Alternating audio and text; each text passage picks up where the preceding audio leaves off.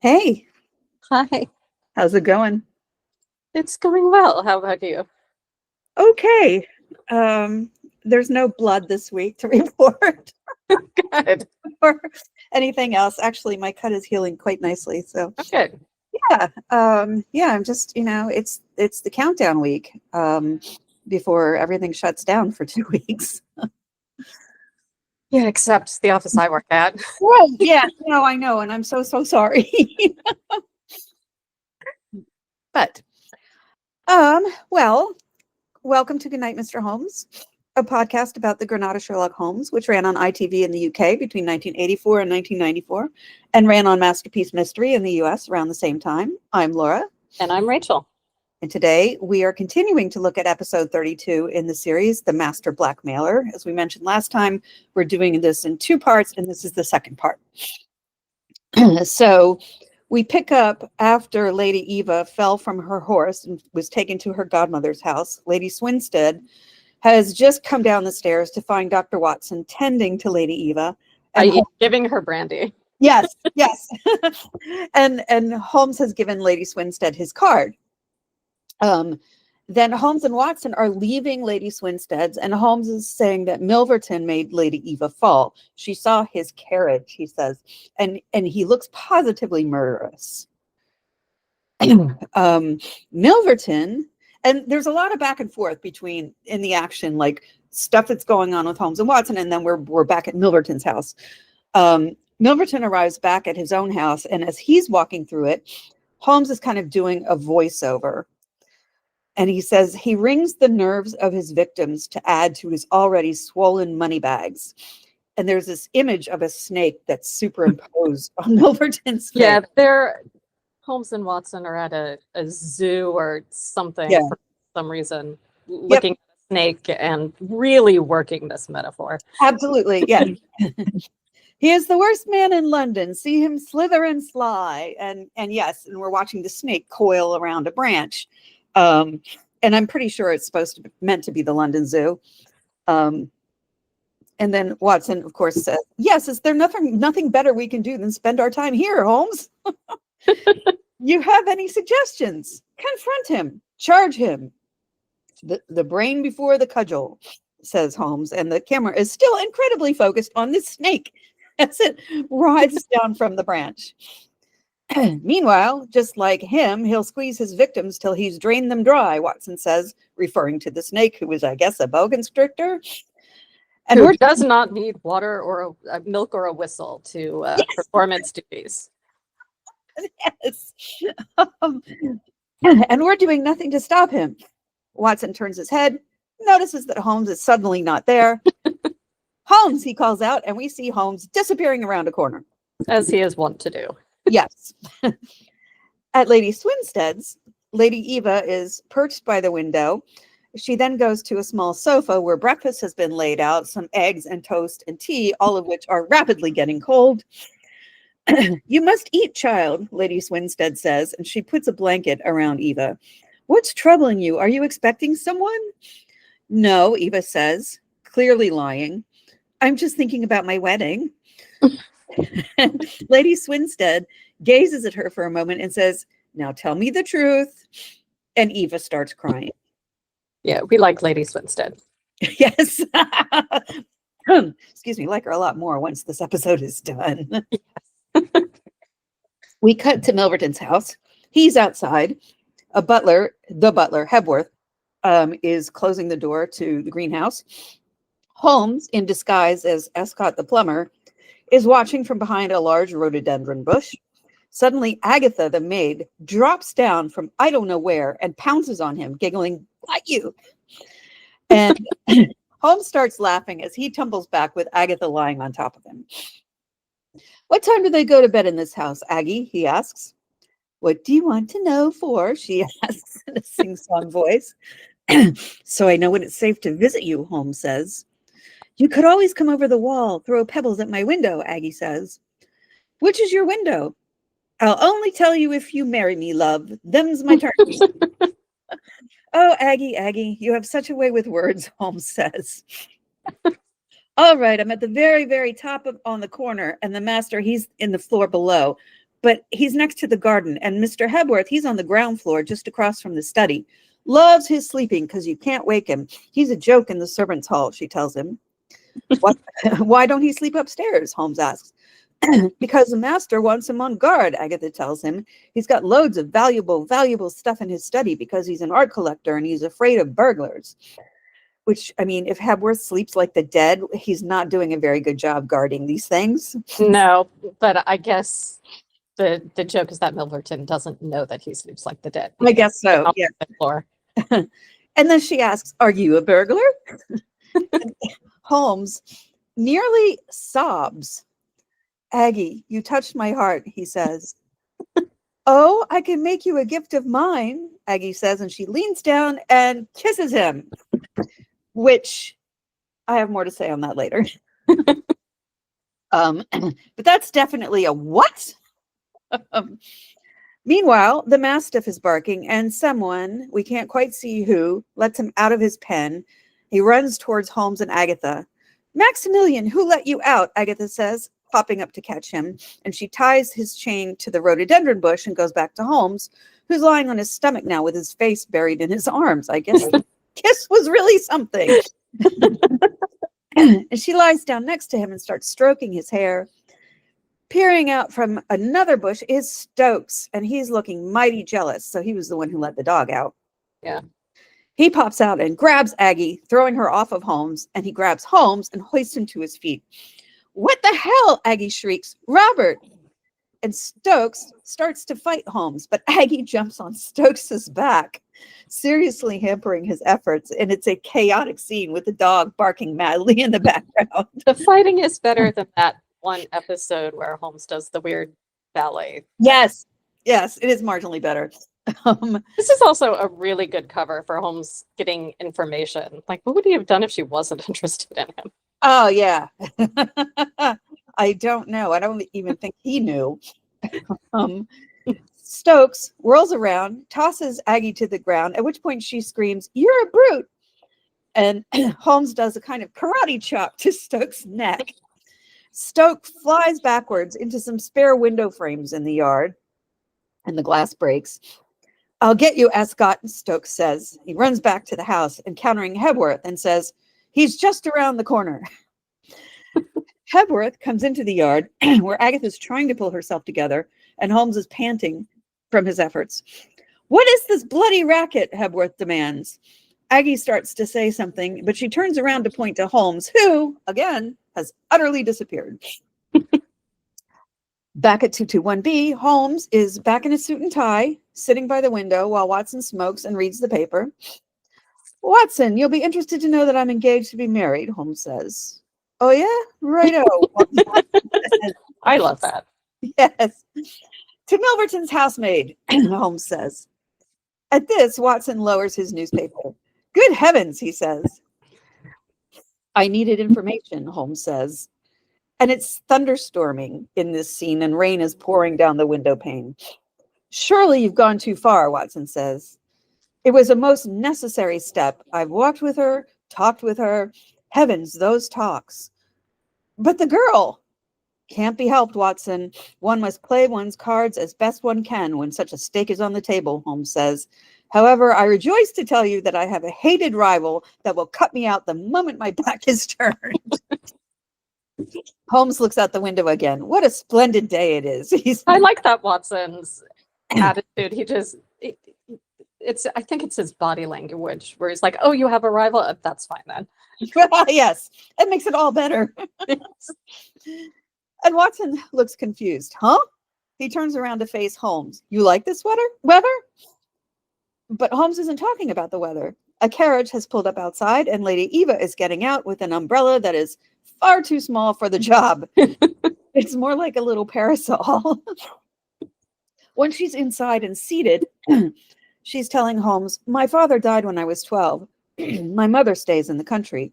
Lord and Lady Swinstead have opened their London home to me. Well, indeed, they arranged my season last year," meaning the social season where young women are paraded from ball to party to gala in an effort to catch the eye of an eligible bachelor. Yeah, it's Gross. It's immediate. yeah, it's putting girls on display for the sake of men to say, hey, you want this one? It's like a catalog, a walking, talking catalog. Yeah, it is. It's disgusting. And it's actually the whole point of Bridgerton. Give me your gloves, Holmes says, holding out his hand. He takes them and hangs them by the fire to dry. I was actually a little touched by that. It's very solicitous of him. Yeah. And Mrs. Hudson comes in. Oh, Mrs. Hudson, what do you think you're doing? Holmes snaps, irritated. You haven't been out this morning, Mr. Holmes, she says, and you don't have to be a detective to see that this young lady is recently up from the sickbed. She's carrying a bowl of soup, which she gives. Oh, I thought it was just like hot water or something. I was like, what is she doing? She's giving her soup, and she says, isn't that so, my dear? We must put some roses back in those cheeks. And Eva thanks her, and Watson says, the broth is an excellent idea. Oh, okay. Yeah. I'm just completely. Mrs. Hudson, will you vanish? Holmes asks. And she gives him her patented, this insult will go on your rent look. Yeah. She looks amused as she walks out the door, like, I'll be raising your rent so high for this. I say vanish, Holmes calls out after her, and she's laughing as she closes the door. He was my first love, Eva is saying, the son of some neighbors of ours in Suffolk, but we were ill-matched. He had few prospects. When I came down to London last year for the season, I broke off with him. Actually, it should be when I came up to London.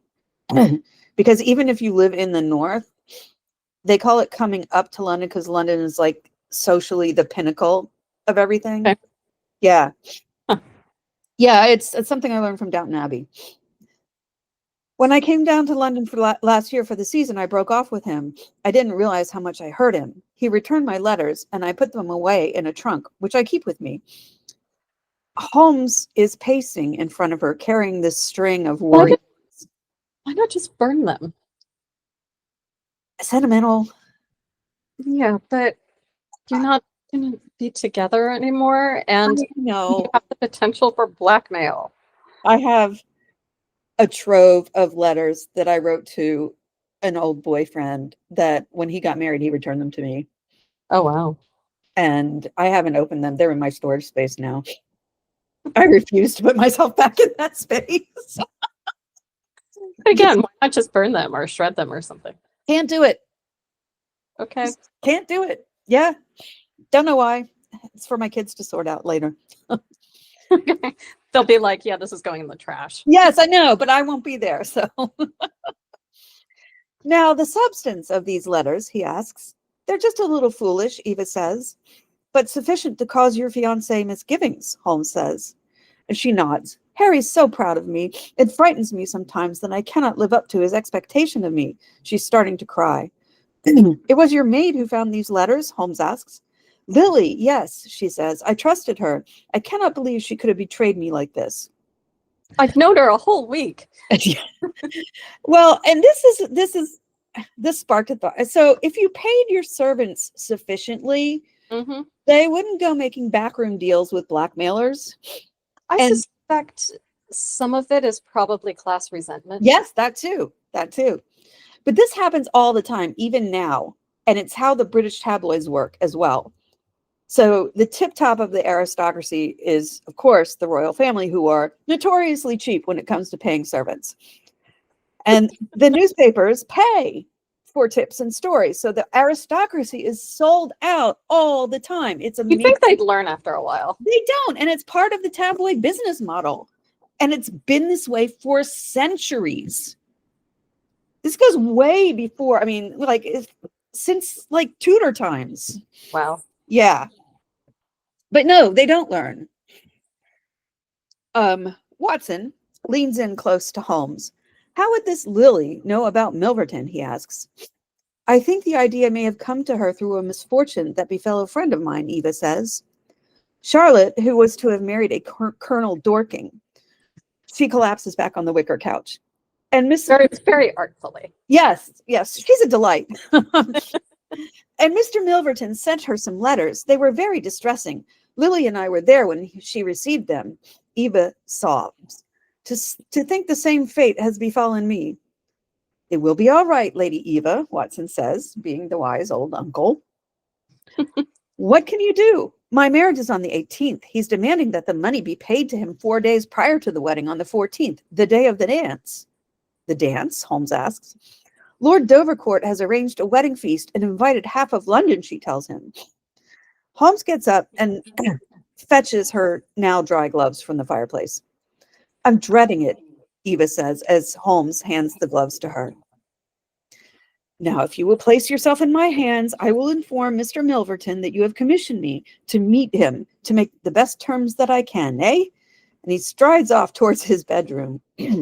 I have limited resources, Mr. Holmes, Eva says, but enough for me to bargain with. I cannot approach him empty-handed, Holmes says, turning back to her, and she nods.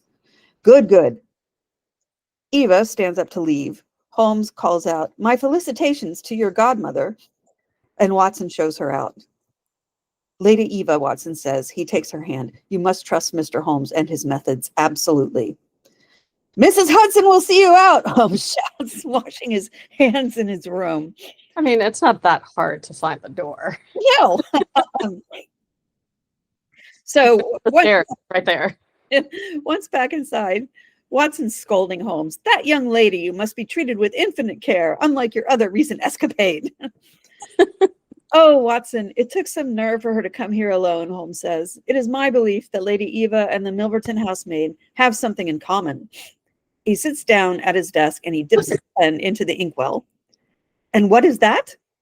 Juice, Watson. Juice in the face of adversity. He does like strong-willed women. He does. As long as they're not being mean to his friend Kitty. Yes. Yes. So Holmes begins writing a letter to Milverton, and we see Hebworth bringing it to Milverton in his study. Milverton opens it and begins to read. Well, well. And I noticed a white cat is on his desk. Mm-hmm. And Milverton smiles at it. And I'm just like, this is right out of James Bond. Yeah. And Blofeld and his white cat. Yep. At Lady Swinstead's house, Eva is in the attic where her trunk is. Charlotte is calling up the stairs. Eva's lying seemingly unconscious on an old sofa. And I was like, wait a minute. Once again, artfully displayed. On the yes. I was like, did she kill herself? But then she sits up. Lottie, she holds out her hand and Charlotte takes it and sits down next to her. Paris wasn't the answer, Charlotte says. You've been hard to find. What were you doing? I fell asleep, Eva says. So I guess Charlotte went to Paris to get away from everything after the scandal with Colonel Dorking. Yeah. Which is a common, okay, I'll go to Europe for a while and hope it has all blown over. Yep. I stayed here. Oh, wait, no. Tronson told me about your Uncle Charles, Charlotte says. And so we remember in the first part of this episode, he dies. I'm so sorry. I came here to comfort Diana, but this house is so sad, Eva says. Downstairs in her bedroom, Lady Swinstead is drinking something alcoholic, wine or port or something. Looks like wine. And she lies back and lets the glass fall and it shatters. Yeah, Eva's been doing a great job comforting Diana. Diana is seeking comfort at the bottom of a bottle. I mean, it's pretty clear she's way drunk. Back at 221B, Watson and Holmes are coming back from somewhere. And Holmes sees a card on the console table in the vestibule. He hands it to Watson. We'll call again at 6:30, CAM, Watson reads. At 6:30, Milverton's carriage pulls up in front of 221B. A passel of children are playing on the stoop. Milverton, this is so creepy, pulls aside a young girl and pinches her cheek and gives her a coin, and then he strokes her face. Someday you'll be old enough to bring me blackmail letters. I just was like, because it is kind of creepy, yeah. Epstein has been in the news lately. I was like, yeah. Yeah. Anyway, upstairs, Holmes and Watson are kind of arranging the flat. They're like setting a stage with the curtains drawn. Mm-hmm. Are we ready? Holmes asks. Yes, Watson says. And Milverton makes his way inside and up the stairs, but before he can knock, Holmes opens the door. Mr. Sherlock Holmes, Milverton says. He takes off his hat. Holmes ushers him inside. Milverton sees Watson standing by his desk. This gentleman, is he discreet? Milverton asks. Not at all. Dr. Watson is my friend and partner, Holmes says. And Watson and Notice Holmes, he did not answer the question. no. And they both look offended at the question. It is purely in the interest of my client that I protested, Milverton says. The matter is so very delicate. Dr. Watson has already, this is the part that's unintelligible. The subtitles were no help. I don't know what he's saying, but then he says, may I? And he helps Milverton off with his coat, which is luxurious. It has a fur collar. It's just, sensuous. And there's this, very creepy sensuality to Milverton.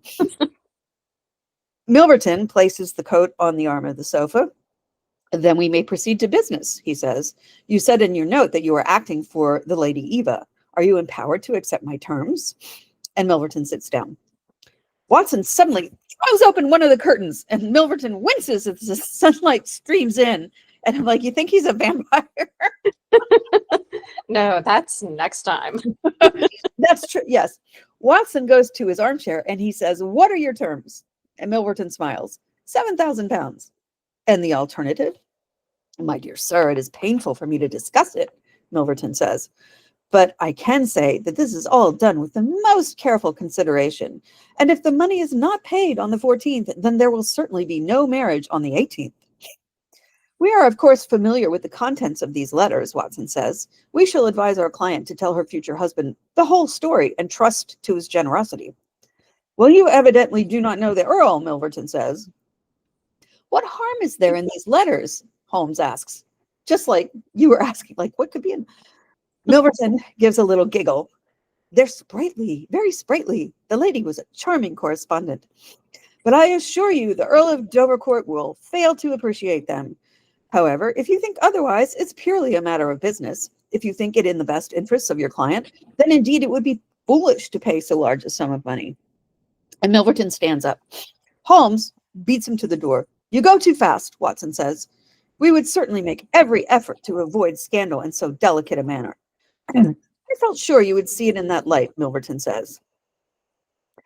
Meanwhile, out on the street, Milverton's carriage driver is polishing the lights on the side of the carriage, and a gentleman with spats walks by, and suddenly, with a small axe, he begins smashing the carriage lights in the side of the carriage. And nobody's stopping us. He So does it's like, anything. yeah, that's probably justified. Inside, Watson's saying, Lady Eva is not a wealthy woman. £2,000 would be a total drain on her resources. The sum you name, utterly beyond her power. Holmes goes to the window, watching the chaotic scene below. The gentleman, having bashed up the carriage, leaves. And like we said, nobody stops him, least of all the carriage driver. Return the letters at the price we indicate, Watson tells Milverton. I assure you it is the highest you can get. What you say may be true of the lady's resources, Milverton says, but surely on the occasion of her marriage, is it not a proper time for her friends and relations to make some little effort on her behalf? They may hesitate as to an acceptable wedding present, that this little bundle of letters would bring more joy than all the candelabra and butter dishes in London, wouldn't it? It's just vile. Holmes whispers to Watson, it is not possible.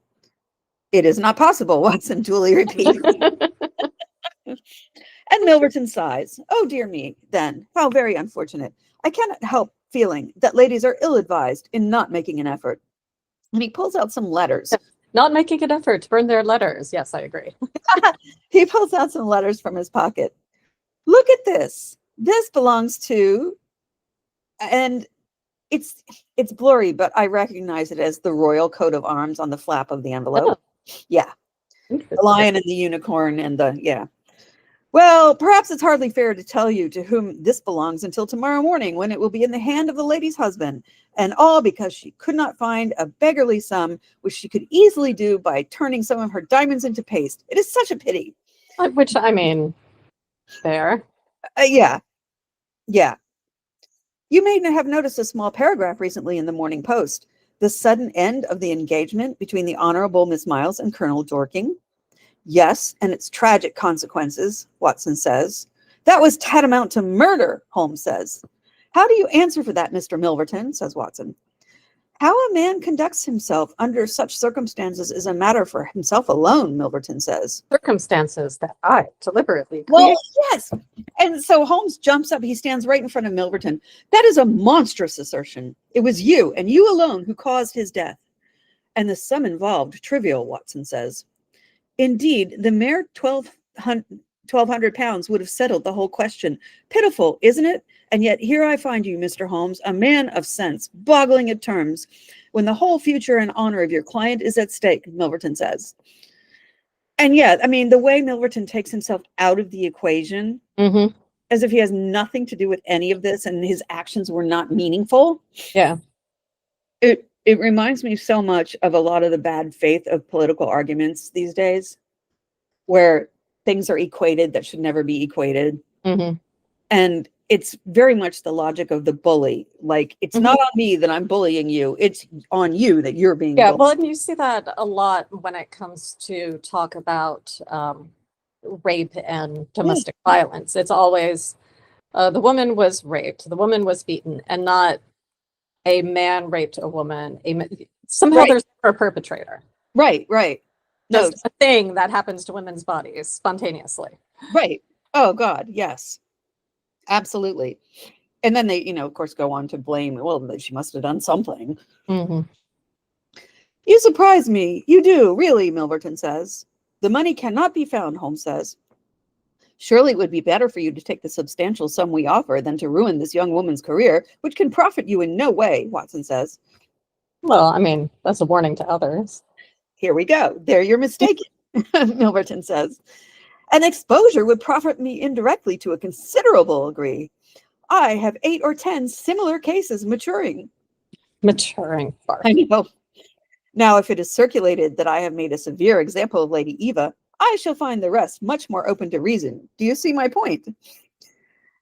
Milverton stands up to leave, but Holmes and Watson scramble to prevent him. It's this really theatrical scene shot from high up in the corner by Holmes's files. Holmes is standing by the door with his arms outspread. Watson is poised by the armchairs, and Milverton. Yeah, I mean, it's very much like, are you kidnapping me? I know. Milverton stands by the fireplace, looking just completely undisturbed. Let us see the contents of these letters, Holmes says. Watson grabs a small chair and he thrusts it at Milverton, who does not react, but simply opens his coat. In his pocket, along with the letters, is a pistol. Mr. Holmes, I've been expecting you to do something original, Milverton says, and this has been tried so often before. We have stand your ground laws here in England. Young Edward Croft, for one, Watson says. Croft? The footman, Bike, who took the bullet that was rightfully yours, Holmes says. You've done some work on me, Milverton, so you must know that nothing ever came of an attack on my person. I'm armed to the teeth at all times. And he pats his other pocket and chuckles. And I'm perfectly prepared to use my weapons, knowing that the law will support me. And this ties back to the beginning of the episode where the dowager was talking with Holmes about her grandsons. The elder was caught in a moment of indiscretion with an actress, and the younger brother shot the footman who had set the whole thing up. And that footman is now Hebworth, Milverton's butler. Right. There's a knock at the door as Watson says, you may have a chance to test your assumption. Holmes opens the door and Mrs. Hudson is shooing a policeman away. Apparently, the attack on Milverton's carriage did finally bring the authorities to the door. Mrs. Hudson, I am not to be disturbed, Holmes shouts, and he turns around, pulling out a pistol, and goes back in the flat.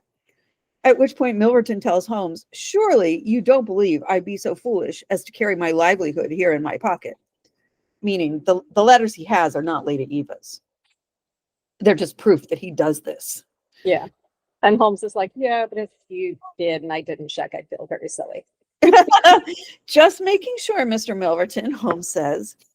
Well, now, gentlemen, I have 1 or 2 little interviews this evening, and it's a long drive to Hampstead. He gets up close to Holmes's face, and he giggles again. Yeah, he's really creepy. And then he leaves, and Holmes shuts the door. Hampstead, by the way, used to be considered a fairly far-flung area from central London, but now, of course, London has expanded to enclose it, kind of like the Upper West Side in Manhattan used to be farmland. Yeah. Loads and loads of famous people have lived in Hampstead, including Agatha Christie, Oh. Sigmund Freud, and even Cumberbatch. Yes. I guess if you like mysteries one way or another, you need to live there. Yes. Outside, Milverton yanks the little axe out of the side of the carriage and gets in. Watson is watching from the window. Now, someone has dealt Milverton a blow, he says. Holmes has started meditating. An outraged husband, just as there are thousands in this great city who crave Milverton's destruction and yet may beat us to it. Prescient. The next day, Holmes and Watson are at the National Gallery. As usual, Watson doesn't see the point. Art is There are bound. paintings just like, it's very Victorian. They're just like around. Right. But I Yeah, was but here's some stuff. Go look at it. the National Gallery is kind of like that. Really? Yeah. Wow. Art is bound to the brain, Holmes says, especially in moments of decision. So we've learned something about Milverton, and they start walking through the gallery. We've learned that he's ruthless. That's hardly a revelation. And of his vanity and to a certain measure his vulnerability, Holmes says. I can see that the damage to his carriage might have unsettled him, Watson says. We must exploit such things. It's really good we're having this conversation in In private. public. Wanton vandalism? Watson asks. Any chink in the armor, Holmes says. And just then, Lady Eva comes down the stairs with Charlotte behind her. So it was a prearranged appointment that Watson didn't know about. Eva introduces Charlotte. Lady Eva, may I speak privately to you? And Holmes and Eva walk away to another part of the gallery. Watson approaches Charlotte. Miss Miles, please accept our sympathy, he says, removing his hat. Mr. Holmes and I are fully aware of your situation. That is most kind of you, Dr. Watson, but one has to live with one's mistakes, she says. And the cruel part here is it was never her mistake. Yeah. It was Dorkings in an era where homophobia was rampant and homosexuality a crime. Oscar Wilde's trial. I was just going to say Oscar Wilde. I mean, that wasn't that long ago. No, it took place in 1895, and scholars believe that this Holmes story, even though it was published in like 1904 or something, took place in 1899. So only 4 years before. Wow. Yeah. He was unyielding, Holmes is saying to Lady Eva. He leads her to a bench and they sit down. Now the next move requires your delicate cooperation, he says. I'll do anything you say, Mr. Holmes, she says. The dance in your honor, Holmes says, pointing with his cane to a large painting of a woman in a ball gown. On the 14th, she says. And we see that Milverton has received an invitation to the dance at Dovercourt Castle. One thing I noticed on the invitation is that the ball doesn't begin until 10 p.m. Oh. And I'm like, I know that's how they used to do things. Yeah. But I don't know if you and I had this conversation on the podcast or if it was something I read.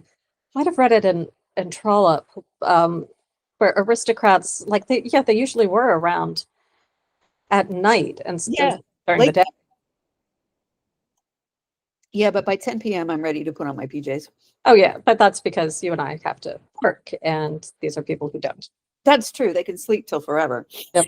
I mean, which I do anyway, but but I was thinking, well, maybe it's like an early version of clubbing. It is kind of, yeah. You know, you don't really hit the clubs until 10, 11.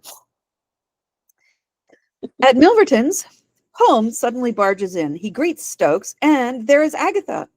Holmes is not in disguise this time. He's in his suit with his gold watch chain. Agatha ushers Holmes to Milverton's greenhouse, and so far completely not recognizing him. I told you I was not to be disturbed, girl. What is it? Milverton barks. It's a Mr. Sherlock Holmes to see you, sir, she says. And then she does recognize him. Mm-hmm. She looks very sad and very perplexed. I'm here to inform you that my client accepts your terms, Holmes says as Aggie backs away and leaves. She's acted with perspicacity, Milverton says. She begs one small favor, Holmes says, that the exchange will be delayed to the 15th. The Earl has arranged a dance on the previous night, and she is somewhat preoccupied with that. Oh, the dance, yes, Milverton says. So 10 o'clock the following morning, we can do business? £7,000, Milverton asks. As agreed, Holmes says. Here or at Baker Street? Neutral ground, perhaps. The Diogenes Club. You are a member, Holmes says. I love that. Tell me this. That's a dig. Yes. You remember from last week, he had applied to the Diogenes Club and been rejected. Mycroft was probably on the board and was like, fuck off. I totally forgot about this. Yeah. Tell me, this sudden turnabout, was it on your advice? Milverton asks as Holmes goes around the greenhouse looking at the plants. I could not abandon my client to her fate, Mr. Milverton. You are the victor. And he catches a whiff of one of the flowers. What a divine fragrance. And I mean, he does have an interest in botany. This will make a perfect poison. The next scene is of Lady Swinstead in the profile by a window, dressed in widow's weeds. My late husband and I were something of a family to her, so you see my concern, she's saying. And as the camera pulls away, it's clear she's at 221B talking to Watson. Yeah, she's in profile close up on the right side of the screen. Watson's in focus on the left as he's talking. It's a lovely composition, but it's really unnerving to look at. Yes, it is. It is. I did recognize the curtain, even though we weren't supposed to know where she was until the camera pulls away. But I was like, wait, we just saw Watson pull that curtain back. Yeah, also, they're very distinctive curtains. Yes, they are. They're very kind of William Morris print-y. Yeah. Anyway, the man who was blackmailing her, she says to Watson, Charles Augustus Milverton, he's an art dealer, Watson says. Yes, I've heard of him. He is well placed to hear the gossip and do his worst. What view does Mr. Holmes take of it? I'm sure he has something in mind. He seldom confides in me until the last, but Watson's interrupted by Holmes's arrival. Lady Swinstead is fully primed for the situation, Watson says. Time is running out, Mr. Holmes, Lady Swinstead says. If it's a question of paying the money, that will not be necessary, Holmes says. You can give assurance then. That would be unwise of me, Lady Swinstead, but I assure you I will give it my best. And I'm like, wait, she was willing to pay the money. She says, if it's a question of paying the money. I don't know. Lady Eva's been like dying of anxiety. And Lady Swinstead has never said to her, well, if it comes down to it, I'll pay. Yeah. Well, I suspect Eva might not have told her everything. She's ashamed, yeah. Yeah. I shall have to be satisfied with that then, Lady Swinstead says, and she starts to leave. But as she gets to the stairs, she turns around. Mr. Holmes, this man must be silenced. That means kill him. Holmes closes the door, leaning on it. Does she know about Milverton by name? Holmes asks. Yes, I told her, Watson says. Was that wrong of me? No, it was very right. Yeah, Holmes just gives this little shrug, like, who cares? Holmes walks to the fireplace, slapping his hand on a pile of papers on the mantelpiece. Oh, Watson, these bills, they must be paid. Oh, incidentally, I managed to secure an invitation for us both to the Dovercourt dance. The house is some miles from London, but in reach for my purposes. What purposes? Oh, I intend to burgle the Milverton house that night, Holmes says offhandedly. For heaven's sake, Holmes, think what you're doing. Well, let us look at it fairly and clearly. You will admit the cause is morally justifiable. Yes, technically criminal. No more than raiding his pockets, a cause which you were perfectly willing to help me. That was in the spur of the moment, not in the cold light of reason, Watson protested. I feel like Holmes has done burglary before. Yeah, he has. But he's practically shrieking at this. There's no reasoning to be done, Watson. Nothing to test my brain. That's the curse of it. Reason. Which, I mean, he's like... We tried brain and it didn't work. Think, Watson says, if you're caught, an honored career ending in failure and disgrace. What failure? What disgrace?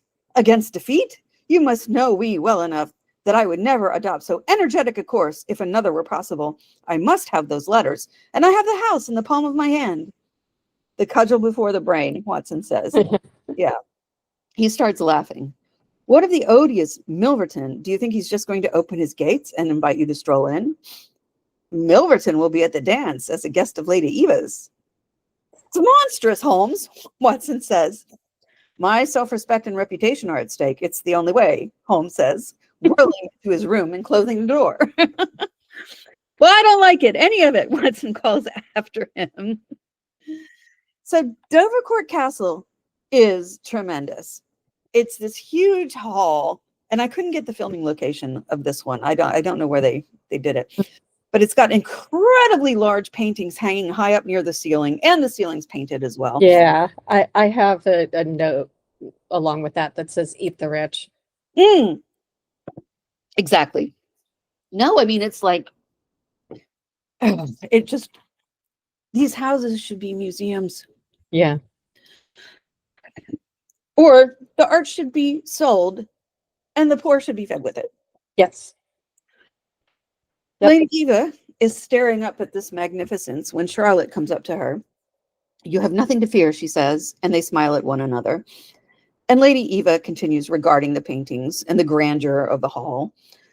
And she sees the Earl, who calls out to her and raises his hands in a clear gesture of love. But he can't understand that she had a boyfriend in the past. Yeah, another thing. He's a real prince.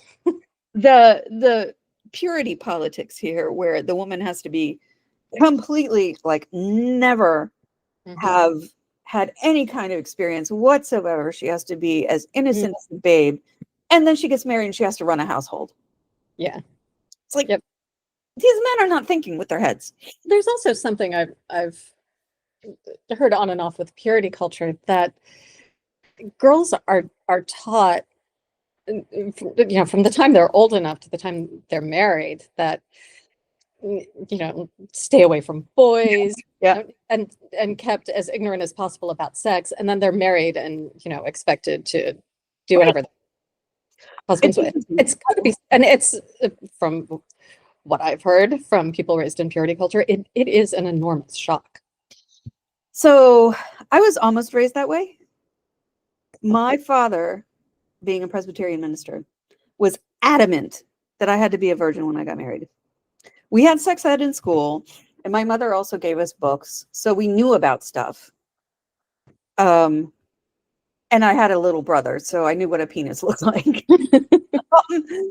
But yeah, I didn't realize until years later. So my mom was not as invested as my dad was in this. And I remember when I turned 21, she took me to the doctor to get birth control pills because I was like, Mom, something's got, I'm 21 now. Yeah. And this is affecting my dating life.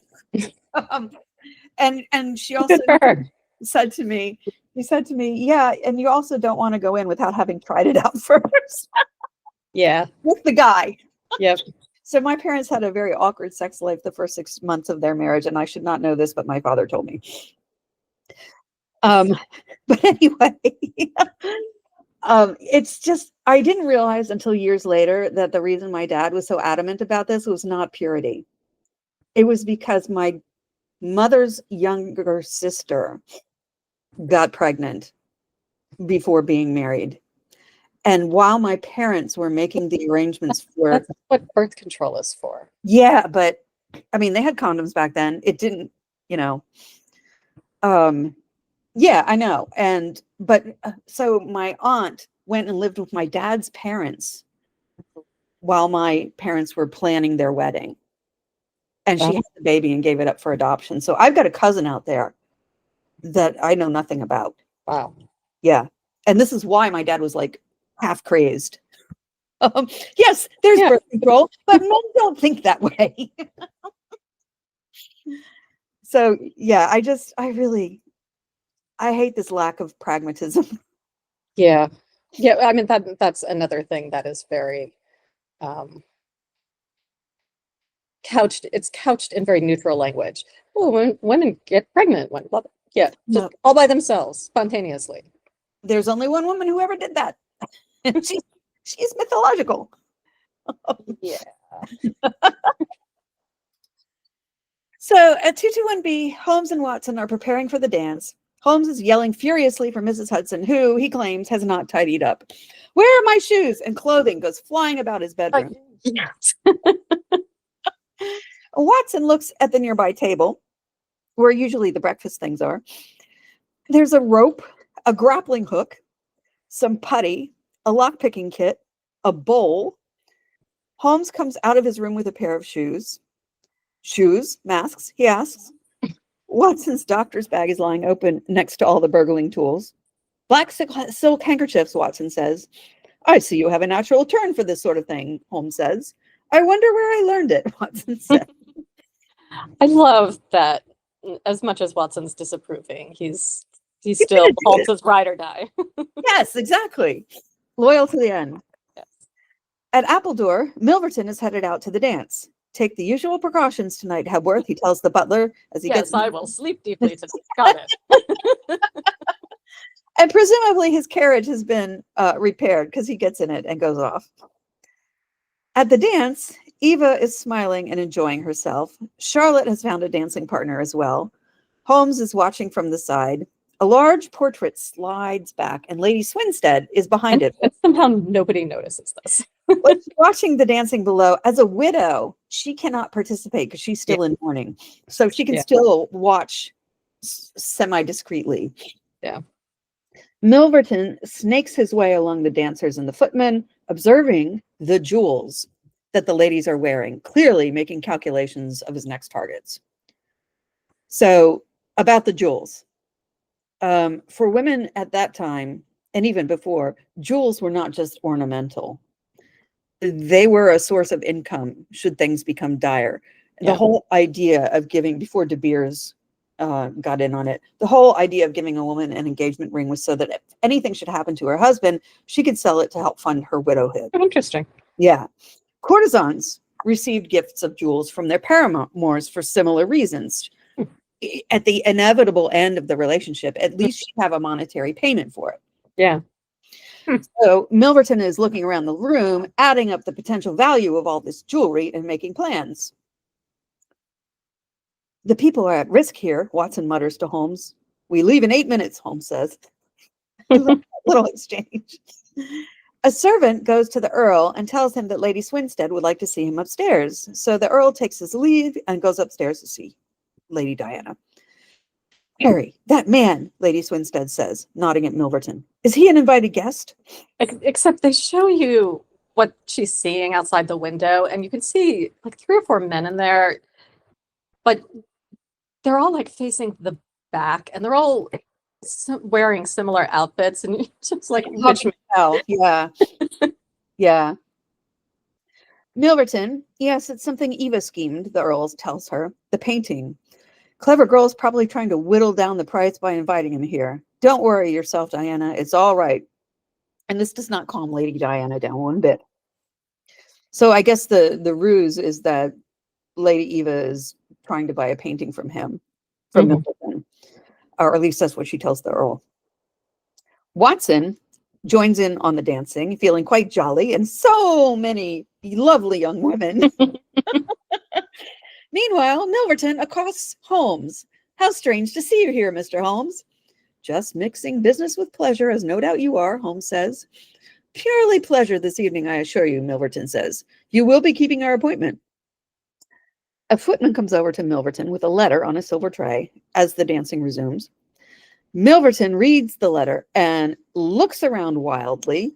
The servants are peeking in at the door, but he doesn't really see anything amiss except that Holmes and Watson are not there. They are on their way to Appledore. Milverton in that moment, he looks kind of like a frog. Yes. Actually, he looks a lot like Mr. McConnell. Yes. He does have a turtly aspect to him. Yeah. That's just Robert Hardy being Robert Hardy. If you saw him in the Harry Potter movies, he's even more that. Especially when he's been enchanted to like not remember things. Which movie was he in? Oh God. He was in at least the second to last one. I didn't see that one. I took my mother to see it. But yeah, he played the prime minister or the minister of magic. Oh, okay. Yeah. Milverton leaves the dance and rushes home. I'm expecting a visitor in half an hour, he tells Stokes. Meanwhile, Holmes throws the rope with the grappling hook up into a tree, and he and Watson begin scaling the wall. Milverton, with a cigar, peers out the window and sees nothing. He goes into a separate room from his study behind one of those trompe-l'oeil bookcase doors. Holmes holds a bowl up to the glass door of the greenhouse. There's Yeah. at the edit where he looks out the window is kind of funny because Milverton looks out his window and then we cut to Watson masked tossing the robe over Oh, the yes. like this is what Milverton is seeing outside of his window. Well, they're on the other side of the wall. So, but those masks, I have to say, they look like, I The don't know. mask of Zorro is what they Yes. And they wouldn't cover anything up. No. What happened to Look, both? it's Sherlock Holmes wearing a black mask. Okay. How dashing. So Holmes is breaking into the greenhouse by cutting around the bowl with a Yeah, scalpel. he's a glass cutter, which greatly I like to play hidden object adventure games, and this is Yeah. exactly the kind of thing you're always doing in those games. And he reaches in and unlocks the door. The servants are at play while the master's away, Watson observes, because yes, they are.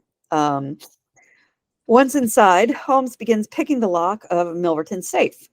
The tension is high. The servants could come in at any moment. Milverton himself is playing pool in the room behind the study. The clock strikes 12. After some unsuccessful attempts, Holmes finally manages to open the door of the safe. There are bundles and bundles of letters. He takes out a few. They're not the ones he's looking for, and he tosses them into the fire. Milverton comes back into his study smoking a cigar. And he passes another kitty, a black kitty this time. I missed that one because it's so dark in that scene. I have several black kitties in my house. I know you do. Yes, your house is the house of voids. Yes. Watson is watching from behind a tapestry as Milverton tosses his cigar into the fire. Watson moves aside and lets Holmes have a peek through the tapestry. Yes, the trick to hiding successfully, kids, is to keep peeking out to see if you've been spotted. Just then, Watson notices that Holmes has left one of the lockpicking tools still in the safe lock, which is uncharacteristic of Holmes. Milverton doesn't seem to notice. He's waiting for his appointment. There's a tapping at the window. It's one of these floor-to-ceiling windows. Mhm. Milverton opens it, and a woman dressed in widow's black clothing comes in. "You made me curtail my evening's entertainment," Milverton scolds her. "I hope you prove worth it. You couldn't come at a more sociable time? Well, if you couldn't, you couldn't. If the Countess is a hard mistress, you'll have a chance to get even with her." And the woman says nothing. "Bless the girl, what are you shivering about?" Milverton says. "What's the matter? Pull yourself together. Now let's get down to business." And he sits down at his desk. "You say you have 5 letters which compromise the Countess d'Albert. You want to sell them. I want to buy them. It only remains to fix the price. Of course, I shall want to examine the letters. If they prove to be good specimens, then..." The woman lifts up her veil. It's Lady Swinstead. Milverton is shocked. He sits back heavily in his chair. "Great heavens, is that you?" "A woman whose life you have ruined," she tells him. "You were so very obstinate," Milverton says. "Why did you drive me to such extremities?" Again, shifting the blame. Yeah. "Paris, 12 years ago," she says, "an episode long closed." "I had to fly of my own accord," he says. "You waited for the moment when the stake was most worth winning," she yells. "What was I supposed to do?" he says. "Not do it? Mm-hmm. And so you sent the letters to my husband. You would not pay. A man whose boots I was never worthy to lace," she says. "You broke his gallant heart. Madam, I assure you, vile creature, the day I came here, I prayed, I begged you for mercy, and you laughed in my face as you were trying to laugh now. Your coward heart cannot keep your lips from trembling." "Don't imagine you can bully me," Milverton says, because he's the one who does the bullying around here. He's gotten up from his chair and come around to face her in front of the fire. "I've only to raise my voice. I can call my servants, have you arrested." What? Let her in. Right. "You will ruin no more lives. You will wring no more hearts as you have wrung mine, Charles Milverton. I will make allowance for your natural anger, and so leave the room at once, and I'll say no more about it," he says, very genially. "I will free the world of a poisonous thing," she says, and she pulls out a pistol and shoots him repeatedly in the chest. Milverton staggers, gurgles, and says, "You done me."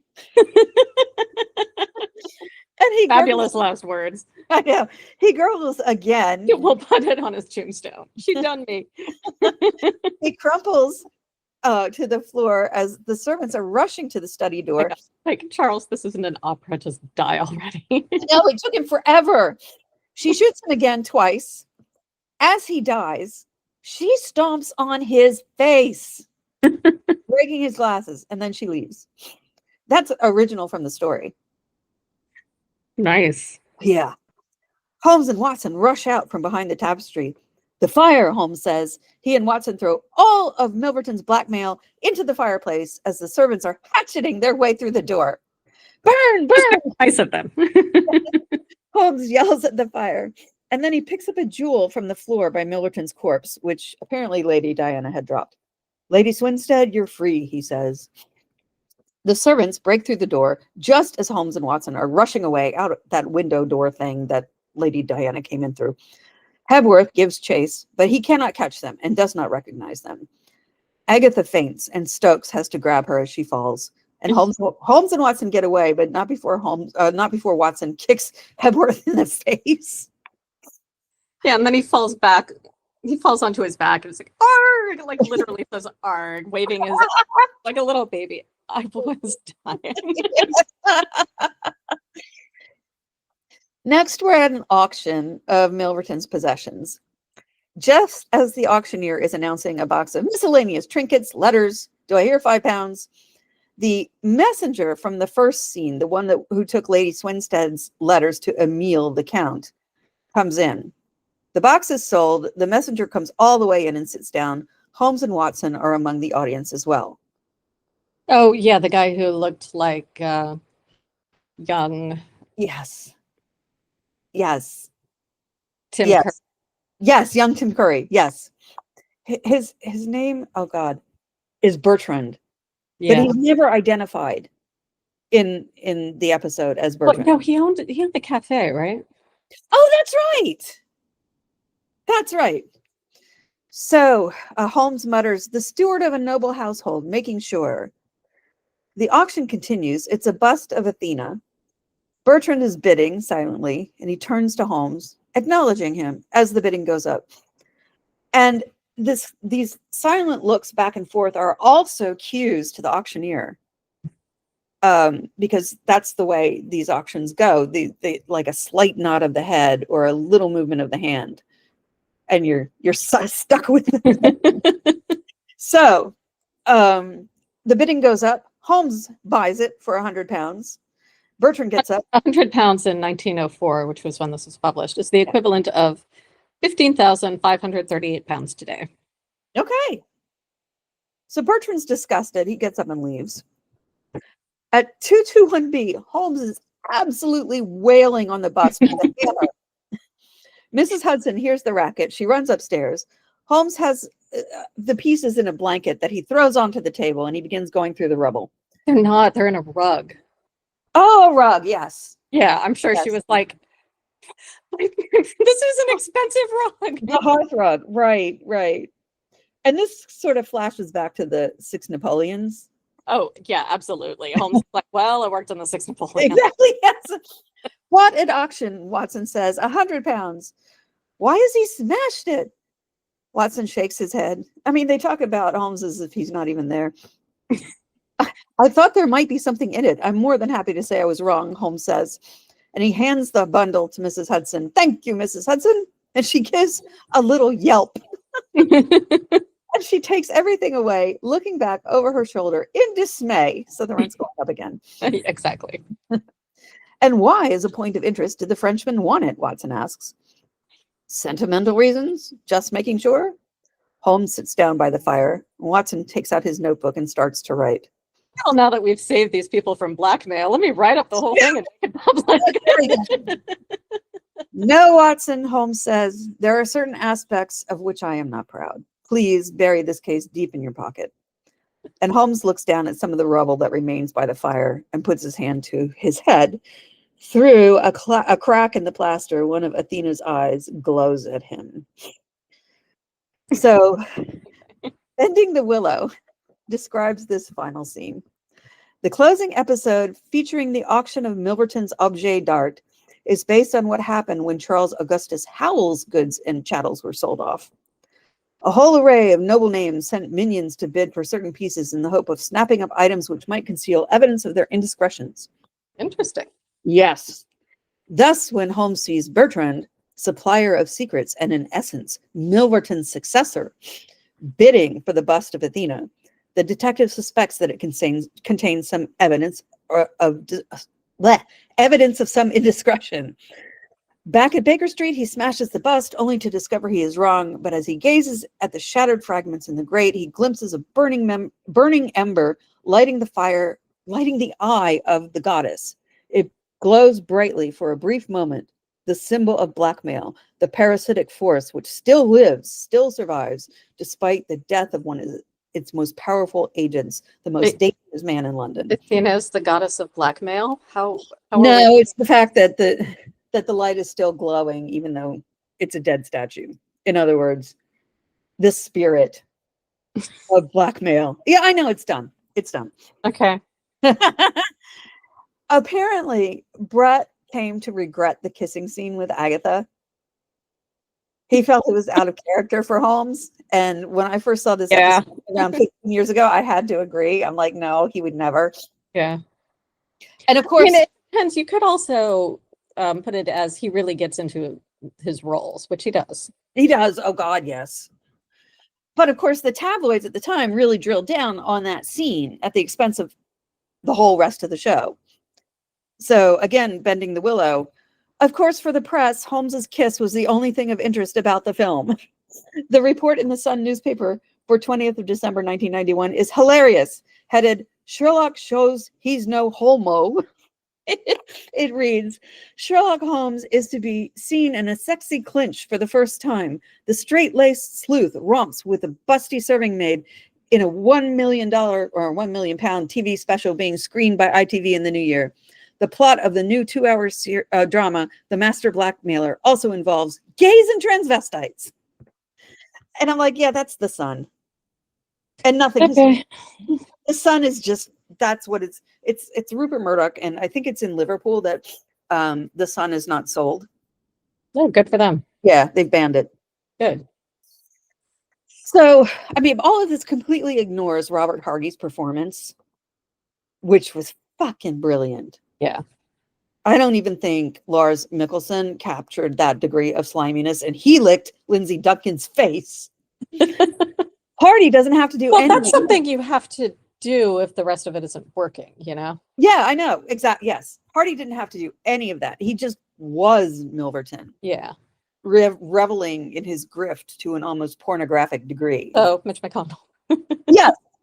Although even Mitch McConnell, I don't think, is capable of kind of that much pleasure out of it. Yeah. That man is as dry as paper. Mm-hmm. But yeah, I mean, Robert Hardy is so freaking brilliant, and he's brilliant in everything he's in. But this was, the fact that like practically the first third of the episode, we never see his face. For no reason, but the reason was at the time he was a big get. Oh, okay. He had just come off of All Creatures Great and Small. Oh, okay. Yeah, where he was like the second on the call sheet. And he has, he had a long and storied career before then. Mm-hmm.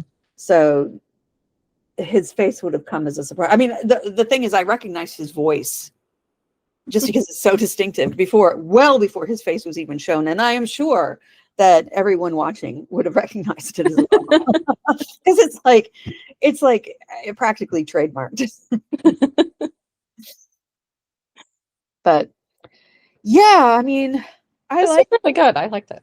Yeah, I did too. I mean, there's obviously lots of problems with it, but that's true of any of these. Yeah. Since I've been doing a lot of housework, I've had the BBC Sherlock on in the background. And I mean, the Jeremy Brett beats BBC Sherlock all to hell and back. Yeah. Nothing against Cumberbatch, but Yeah, but it's the writers in that case. Yes, it is. It is. They got too in love with themselves. Yes. Oh, and I did discover. So I wound up ordering the DVDs for it because when I went, because I wanted to see A Study in Pink, and when I went to look for it on streaming, they had swapped out the pilot for that, which is very different. Hmm. And I was like, they're fucking with.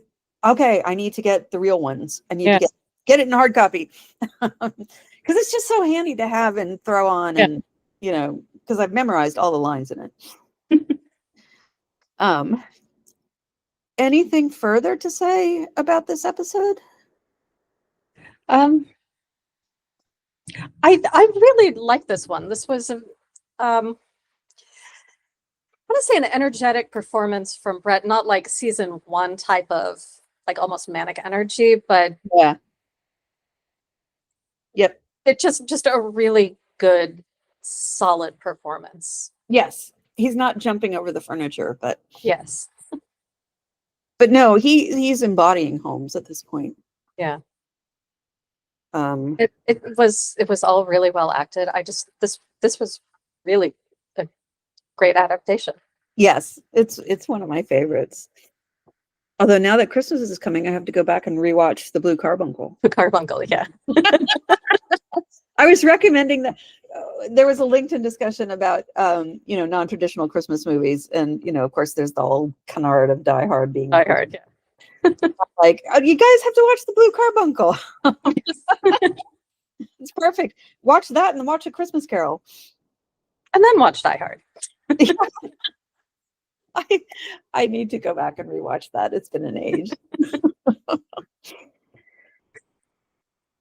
Well, anything else? No, that's all I have. So that's all from us this week. If you've enjoyed the show and haven't subscribed yet, you can subscribe wherever you get your podcasts. If you want to support us, you can leave a 5-star review on Apple or Spotify or wherever your podcast host allows you. Tell your friends and join us next time. We're taking off next week, so it'll be in 2 weeks when we'll be discussing The Last Vampire. Okay, see you then. Bye. Bye.